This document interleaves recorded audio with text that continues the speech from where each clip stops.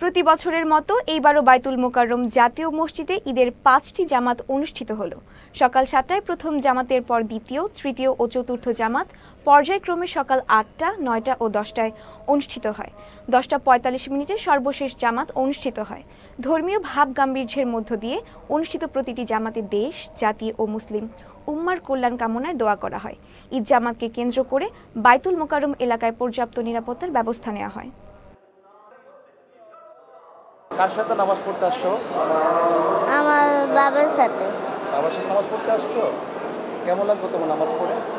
ভালো লাগছে। ঈদ মোবারক। আজকের দিনটা অনেক ত্যাগের বিনিময় হয়েছে। এই ত্যাগের বিনিময়ে সবাই আনন্দটুকু ছড়িয়ে দিতে চায় সবার মাঝে, তেমনিভাবে আমিও চাচ্ছি যে এখান থেকে নামাজ পড়ে বাসায় যাব, দেন পরিবারের সাথে ঈদ উদযাপন করব, কিংবা যারা দূরে রয়েছে তাদের সঙ্গে কথা বলবো, এর মাধ্যমে আমাদের ঈদ উদযাপন করব। আর এটাই হয়তো বাংলাদেশে 5ই আগস্টের পর খুবই আনন্দময় একটি ঈদ।